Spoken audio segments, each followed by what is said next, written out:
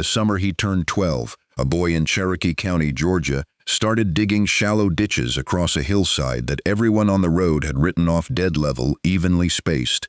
Following a line that only he seemed to see, every afternoon after school he walked up the back hill with a hoe over one shoulder and a homemade tool in his other hand, two sticks tied together in the shape of the letter A. With a string hanging from the top and a small rock swinging at the end, he would plant one leg of the A on the ground, let the rock settle, mark the spot with a stake, then swing the other leg forward and repeat. When he had a line of stakes running across the slope, he dug along them, 1 foot deep, 3 feet wide, perfectly level. The neighbors saw him up there most afternoons. Mr. Harlan, who owned the hill next door and had the same erosion problem and had done nothing about it for 20 years, slowed his truck one evening and watched the boy dig. "Those ditches don't go downhill," he said to his wife at supper. "What's the point of a ditch that doesn't drain?" The boy's father asked the same question in different words. The boy's mother worried about him on the wet clay. Nobody on the road understood what he was building or why the trenches ran sideways instead of down. The boy did not explain, he dug. Nobody knew why the ditches didn't point downhill. When the storm hit in August, the hill answered for him. If stories of children who read what adults overlook, eroded land that everyone forgot, and the kind of patience that turns a hillside into a sponge means something to you, subscribe. Tell us where you're watching from. We read everyone. The Turner family farmed 45 acres in Cherokee County, about an hour north of Atlanta, where the Piedmont clay turns red enough to stain anything it touches. 37 of those acres were flat corn beans, a small cattle pasture that paid the bills most years. The other 8 were the back hill. The back hill had a name on the road. People called it the Red Slide. It rose at an 8 to 12% grade from the creek at the property line to a ridge of oaks at the top, and every square foot of it was bare red clay scarred with gullies that deepened with every rain. The deepest was 3 feet, a raw trench running from ridge to creek like a wound that refused to close. The family had given up on it 15 years ago. Too steep for crops, too eroded for good pasture. Too expensive to fix. It sat behind the flat fields like a sentence nobody wanted to finish. Cherokee County gets more than 50 inches of rain a year. That is not a drought problem. That is a direction problem. The water comes plenty of it and it leaves fast downhill, taking topsoil with it in red ribbons that stain the creek brown for days after a storm. The boy's grandfather had understood this. He had stood on that hill for years before he died, watching the water run. And he had said something to the boy once that the boy kept the way children keep things adults say without knowing they are being listened to. "Water's not the enemy," the old man said. "It's just looking for somewhere to go. Your job is to tell it where." The grandfather died 3 years before the boy found the book, but the sentence did not die. It sat in the boy's head the way seeds sit in dry ground waiting for the right season to make sense. His father farmed the flat 37 acres the way most farmers in Cherokee County farmed conventionally, practically without sentiment about the parts of the property that did not produce. The back hill was a loss. The boy was the only person in the family who walked it regularly. Climbing through the gullies with the focus of someone studying a problem he had not yet named, he found the book at a used book sale at the Canton Library. $2. The cover was water-stained and the binding was loose and it smelled like a shed that had been closed too long. Water for Every Farm by P.A. Humans, published in 1954. Written by an Australian farmer who had spent his life solving a problem that sounded exactly like the back hill water arriving in abundance and leaving before the land could use it. Yeomans described something called a contour swale, not a drainage ditch, the opposite. A drainage ditch runs downhill and carries water away. A swale runs across the hill, dead level, and holds water in place. When rain hits a slope and runs downhill, it meets the swale, a shallow trench dug along the contour line, where every point is the same elevation. The water spreads along the trench instead of continuing down. It sits there, it soaks in. Slowly over hours it percolates into the clay and creates what the book called a moisture lens, an underground zone of stored water that tree roots and grass roots can reach long after the rain stops. The book had a diagram of a tool for finding contour lines on a frame level. 2 sticks tied at the top, a string with a weight, when both legs stand on points at the same elevation. The string hangs perfectly centered. When one point is higher, the string shifts. Cost of materials, nothing. 2 sticks from the woodpile, a length of twine from the barn, a rock from the creek. The boy read the chapter twice. The second time, he understood what his grandfather had been saying. Water is not the enemy. It is not something to drain away or fight against or watch helplessly as it carves gullies in your hill.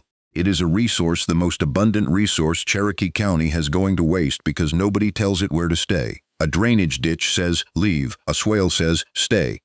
He built the A-frame that evening from 2 oak branches and a piece of baling twine. The rock came from the creek at the bottom of the hill, the same creek that ran red after every storm. With the topsoil the hill kept losing. He held the tool up and looked at it. 2 sticks, a string, a rock. It did not look like something that could save 8 acres, but neither did a $2 book from 1954. The first swale failed because the A-frame lied. The string was too short. With the legs close together, small variations in the slope produced large errors in the contour line. The boy marked his stakes, dug a trench 200 feet long across the upper hillside, and waited for rain. A light shower in May gave him the answer. Water pooled at one end of the swale and spilled over the berm at the low point, cutting a new channel in the clay below. He had dug a trench that was not level. On a hill where level is everything, close is not enough. He untied the A-frame, rebuilt it with longer legs, wider stance, more string. The rock hung lower now and swung more slowly, which meant it settled more precisely. He resurveyed the first swale, found the error 4 inches of drop across 200 feet and redug the low section until the water test held.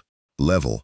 His father came up the hill that week. He stood at the top and looked down at the trench 1 foot deep, 3 feet wide, running sideways across the slope like a sentence written in the wrong direction.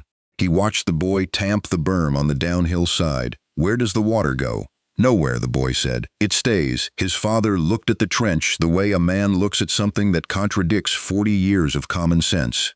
A ditch that doesn't drain is just a puddle, son. He walked back down the hill. He did not forbid it. He did not help. The boy dug alone 8 swales across the hillside, each 200 feet long, spaced 30 feet apart down the slope, 1 foot deep, 3 feet wide by hand through Cherokee County red clay that fought the hoe with every stroke, heavy when wet, hard when dry. Never easy. His palms blistered. The blisters broke. The skin beneath them calloused. He dug through spring and into summer, after school, on weekends, in the long June evenings when the light lasted past 8. The neighbors offered their opinions the way neighbors do from the road through truck windows without malice.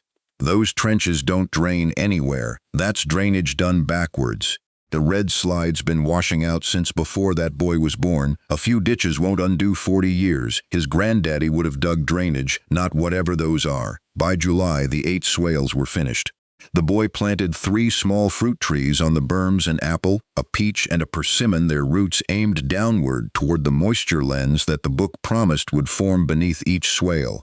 He watered them once. After that, he trusted the design he wrote in his notebook that evening. Swale 3 held in test rain, trees planted on berms, waiting for real storm. He did not wait long.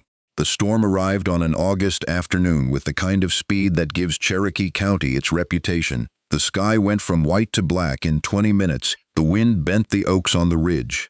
Then the rain came, not falling so much as thrown, 2 inches in 30 minutes, the drops so heavy they bounced off the clay like gravel on Harlan's Hill next door. The water did what water has always done on bare sloped clay with no structure to stop it. It gathered into sheets. The sheets found the existing gullies and poured into them like rivers finding their beds. The gullies widened. New channels opened where there had been none that morning. Red mud, the topsoil that had taken centuries to accumulate, ran downhill in thick ribbons and emptied into the creek, turning the water the color of rust. By the time the rain stopped, Harlan had a new gully, 3 feet deep, running from the mid-slope to the creek. Soil that would never come back. Land that was less than it had been an hour earlier. Across the property line, the same rain fell on the same clay at the same angle on the same grade of hill. The water ran down from the ridge, hit the first swale and stopped. It spread along the 200-foot trench, finding its level the way water always finds its level when given somewhere flat to go. The swale held. The water sat. It began to soak in slowly, the way water soaks into clay, not in minutes but in hours, pressing downward into a moisture lens that the roots of a small apple tree were already reaching for. What the first swale could not hold spilled gently over the berm and ran down to the second. The second caught it, held most, passed the rest to the third, 8 swales, cascading, each one catching what the one above released. 8 steps of a staircase made of dirt and patience and a $2 book. When the rain stopped, Harlan's hill was bleeding red into the creek. The boy's hill was quiet. No new gullies, no mud in the creek. The swales sat full of water the color of weak tea, soaking in, doing exactly what a book from 1954 said they would do on a hill that everyone had called a lost cause. The 3 fruit trees on the berms were standing. The soil around their roots was dark and wet. That evening, Harlan stood at the bottom of his own hill, with red mud on his boots, and looked across the fence at the boy's hill. Clean, holding, still. The next morning he walked up. He came up from the creek side, boots still caked with the red mud from his own hill. The boy was on the second swale, clearing a small branch that the storm had washed into the trench. He looked up. He did not speak. Harlan walked the length of the first swale without saying a word. The trench was half full of water, the color of weak tea, soaking in slowly, the surface dropping an inch since the night before. The clay on both sides of the swale was dark and damp. On the berm below, the apple sapling stood straight, its leaves washed clean by the rain, a few white root tips visible where the berm met the soil. He knelt down and touched the ground next to the tree. Wet, 3 inches down, still wet, he stood up. He walked down to the second swale, the third, the fifth. At each one he stopped and looked uphill, then downhill, reading the slope the way a man reads a slope when he has watched his own erode for 20 years and is seeing for the first time what the alternative looks like. No gullies, no new channels, no red mud bleeding into the creek. He walked back up to where the boy was standing. "How did you know where to dig?" The boy set down the branch he had pulled from the swale. A book from 1954. Harlan looked at the A-frame level leaning against the persimmon tree at the end of the top swale. 2 sticks, a piece of twine, a creek rock, a tool that cost nothing.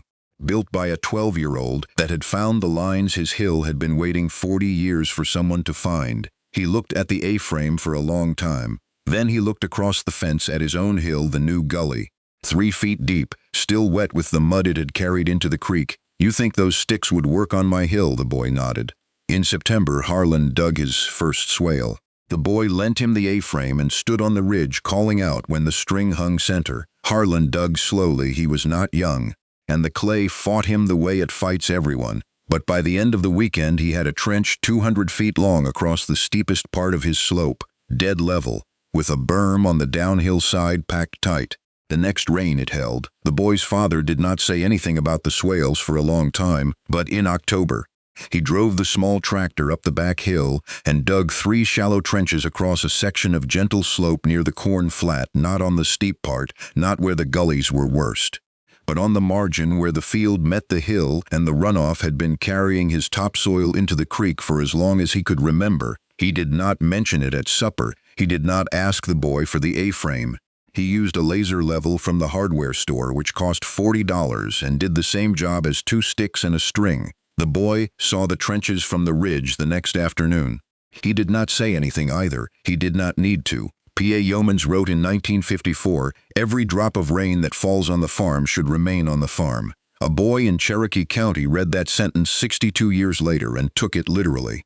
He did not have a tractor. He did not have a budget. He had a hoe, an A-frame made from sticks, and a grandfather's voice in his head saying that water is not the enemy, it is just looking for somewhere to go. Water does not argue. It goes where the land tells it to. The boy just learned to listen. What is the one thing around you that everyone treats like a problem but might be an answer? Tell us in the comments. Tell us where you are watching from. Subscribe, and we will see you next week.